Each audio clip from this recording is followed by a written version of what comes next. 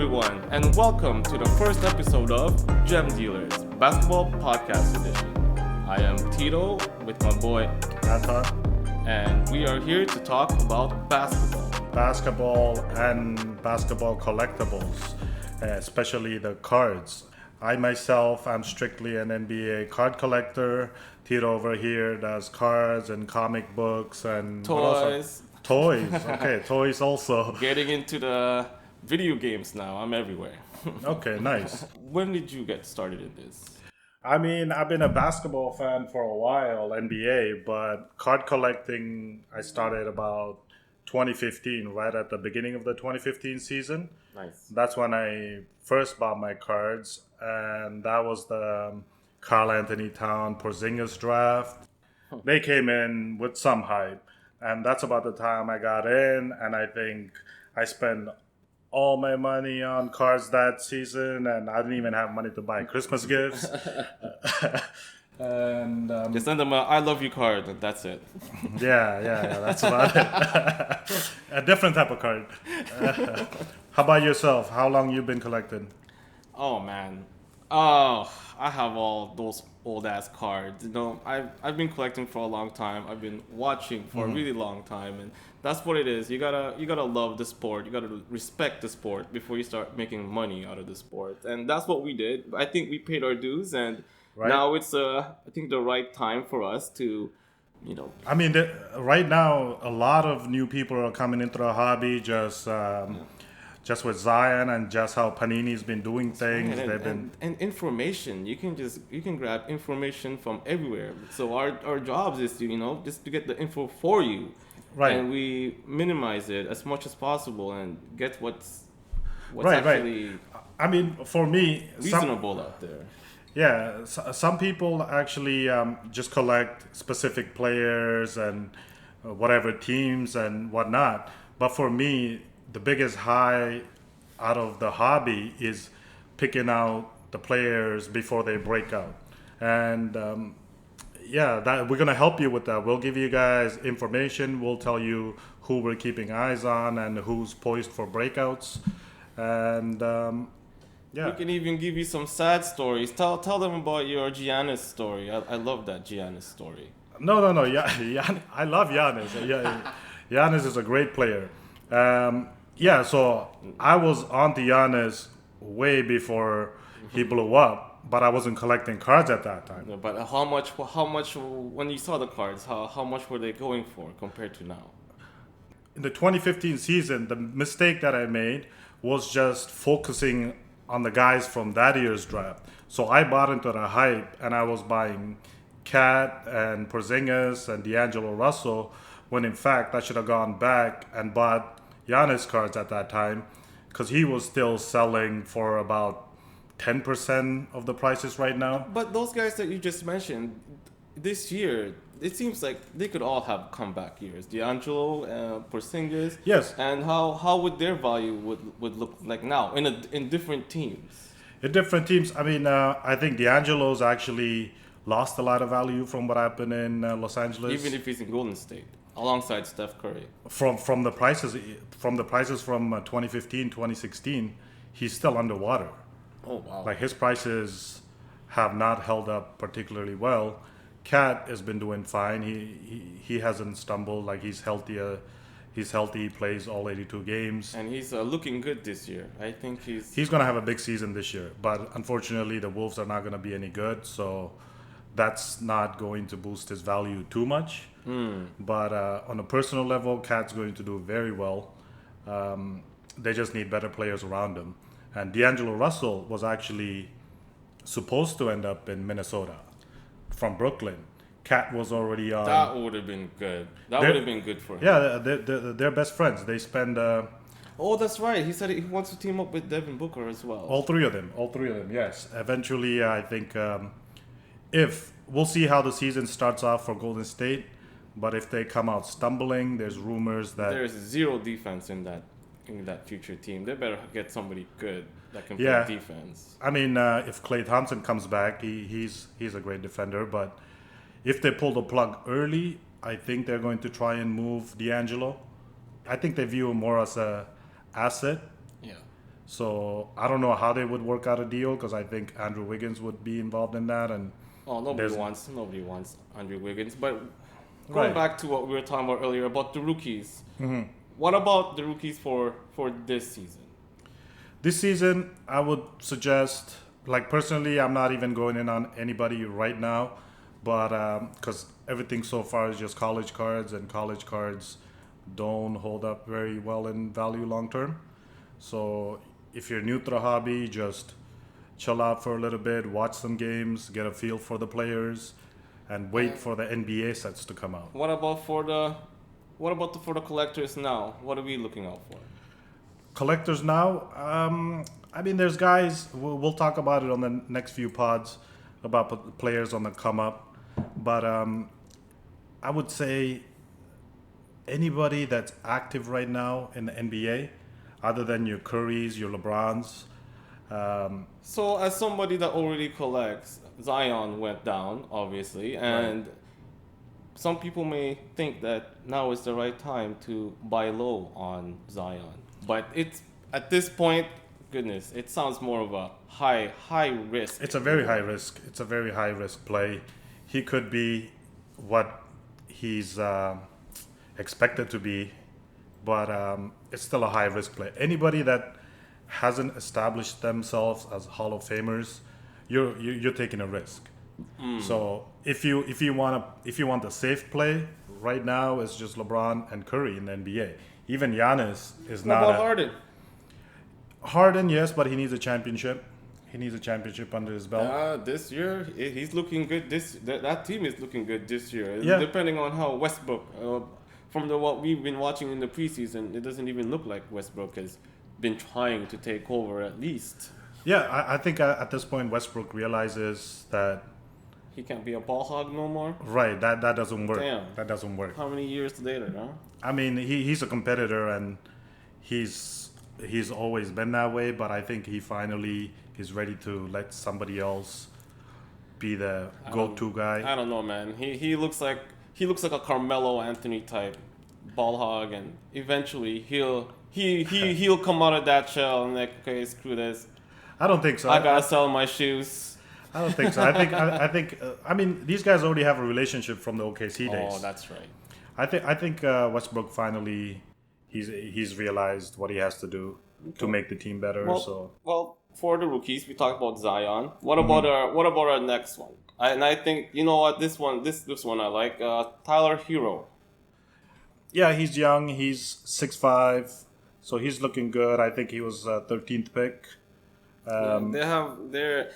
Apparently there are teams that inquired for him, and Miami Heat holds him in such high regards. They all said no. I believe they wanted to send Beal for him. I heard on the news, and they said no. They wanted to package up, and they said no. Well, Miami. That's one of the things I like to look at when I'm buying cards is team development. So it's actually Draymond came out a few days ago, and he was throwing shade, not directly, but at the Phoenix Suns, because they ended up with Marquise Chris, who's part of the Golden State Warriors right now. Mm-hmm. He's had a terrible start to his career, and he's one of the many forwards/centers that Phoenix Suns have drafted and gave up on until Ayton. So he's in Golden State now, and Draymond. I think Draymond likes him. Marquise Chris, they have similar personalities also. Do they? Yeah. So it's important where the players get drafted. And Tyler Hero in Miami, that's a good organization. Pat Riley. Oh, and all those guys. Pat Riley will straighten up anybody. Right. That they have a very good training. They already suspended Dion Waiters one game because apparently he was complaining why all these other players are getting more time than him. Like Kendrick Nunn, I know it's only preseason, but he scored 40, and I believe the night before that, the game before that, it was Tyler Hero that scored. What was that? Oh, high 30s, close to 40s. So he Pat Riley suspended him. Right, that's a no nonsense type of franchise, which which is pretty good. That's why Hassan Whiteside didn't work out over there, right? But you got to look at stuff like that. There's great teams, obviously, San Antonio Spurs. Any player that gets drafted into that team, you're paying a premium. And on the opposite end spectrum, you have teams like the Phoenix Suns and whatnot, Charlotte, where players just never develop. Oh, there's one thing that I want to ask you. What about defensive players? How much value do they have in cards? I don't see many. Only I see high scorers, Right. but Yeah. never defensive center. Never just defensive centers. If you're a center and you're a good defensive center, you also have to be a good offensive center because it's always offense over defense when it comes to fans. So that ceiling is how high can that ceiling go? Because Draymond Green was a pretty popular player, Yeah. when he had all this drama going on and they won championships with him. But how well was his cards selling during that time? I'm pretty sure it was overshadowed by Steph Curry. Obviously, yeah. But Draymond is very unique. He's not your traditional center. He changed the game as the small ball five, so his case is unique. But Draymond being Draymond and all the off-court drama and all that, I don't think he's one of the sought-after players in the Golden State. Well, I think his stock will have a slight bump this year because he has to play. Yeah. Otherwise, there goes Golden State down the drain. Yeah, I mean, for long-term value, I don't think he's going to do much. But for short-term, maybe. But Draymond's pushing 30 age-wise, and he's past his prime. So I don't really go after players like that. I like guys that come in young, and then I try to catch the wave up. Yeah. Like you want to catch them right before they break out, and you ride the wave up, and then you can sell that and then put that money into players who have already established legacies in the NBA. Well, speaking of waves, Kobe White, where does he stand? Kobe White drafted seventh pick, which is the first pick the Chicago Bulls had in this year's draft, and he's 19, a big size guards at 6'5". That's pretty good. That's like Russell Westbrook territory. So how has he been faring in the preseason? Pretty well. He's been. He's gonna fit well in the run and gun offense. Zach LaVine and they have Otto Porter there. They have that's right. Thomas Satoransky, very good vets. Markkinen, Wendell Carter is back from injury, and at this point, I think they're gonna punt Chris Dunn. They tried Chris Dunn, it didn't work out, and now they're going to try Kobe White. He's got some upside. I think this year he's just gonna come off the bench, and depending how they start off the season, maybe they throw in the towel early and they just give him more minutes. But they're actually predicted to, I think, win around 35, 36 games. Good luck with that. I like Rui Hachimura of Wizards. He has that international appeal. So, and he's been doing pretty good, and Bradley Beal, you never know. Is he in a no trade clause right now with that new contract that he just signed? I don't know why he would say I signed a no trade clause, but he's good to go. I think they'll trade him, and that's gonna be Rui's team. I don't know when John Wall will eventually come back, but not this year. John Wall, oh man, that contract that was a bad one. And what happened? He slipped while dancing in his kitchen or something? I don't know what happened, but John Wall's out. Actually, Bradley Beal signing the 2-year contract, that was a financial decision, I think, because when that 2-year contract expires, he's going to have 10 years in the NBA, and then he's eligible for the Supermax, which is going to be roughly in the $250 million range.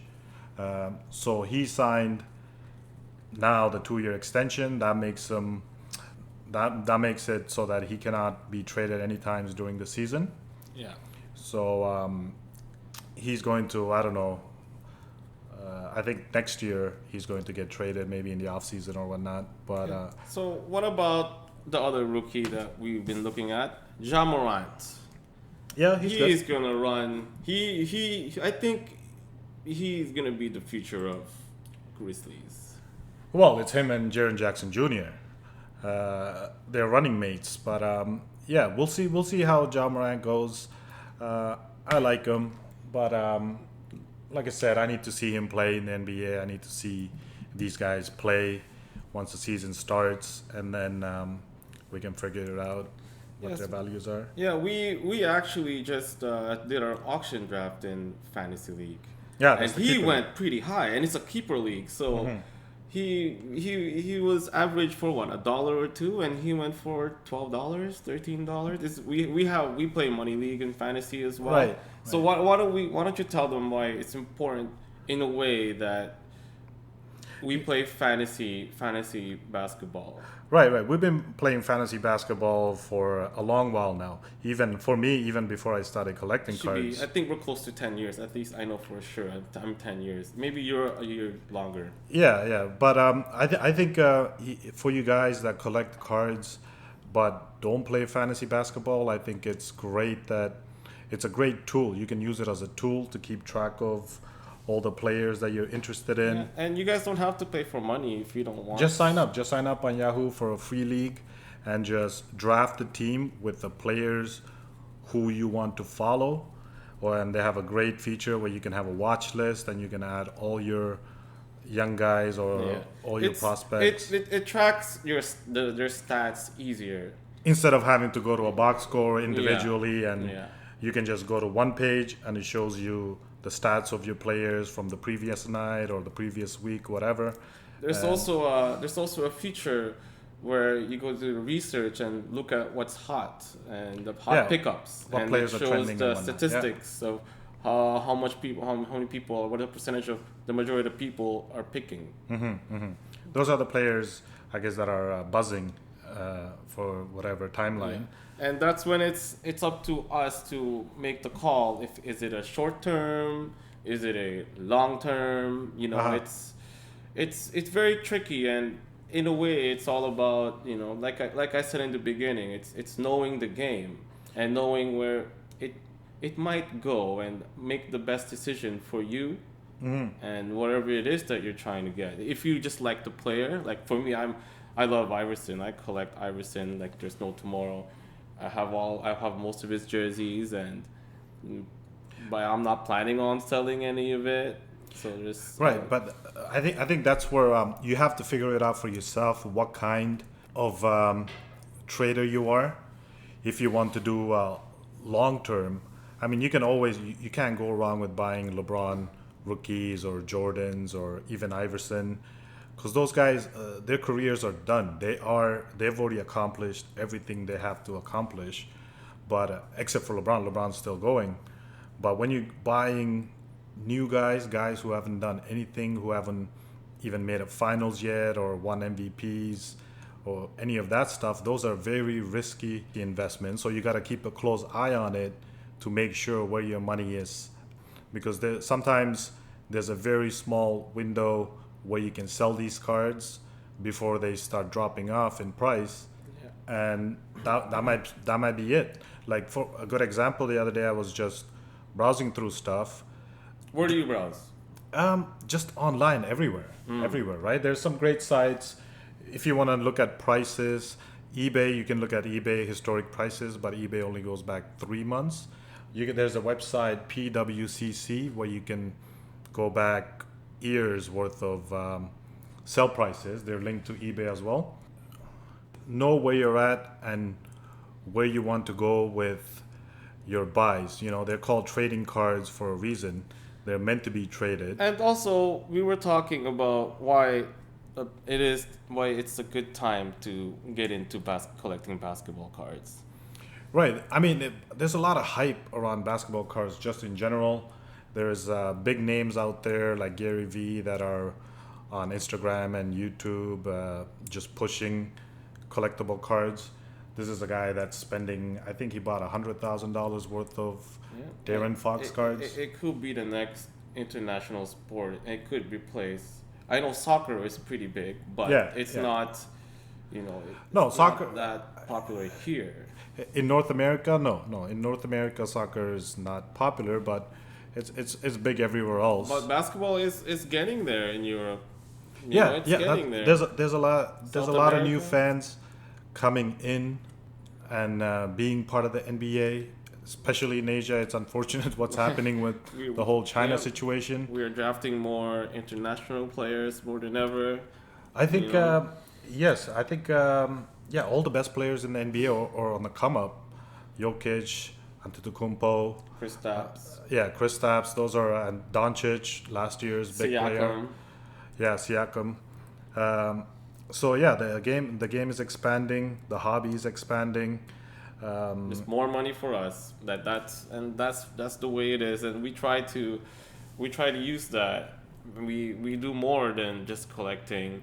We have the fantasy league. We go on those gamblings at Bet365. Yes, we do it all. Daily fantasy, all that stuff. We do everything NBA.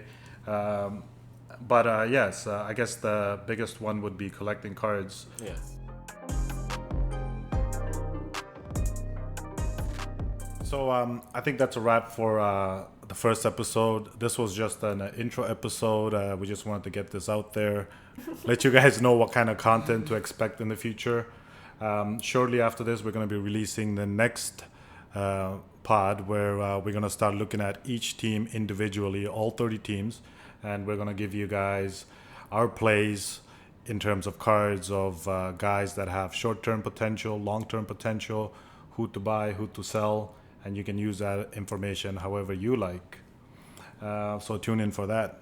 That's right, everybody. Hope you all have a good day, and hopefully you all do well financially, physically, emotionally, and spiritually. Gemdealers out!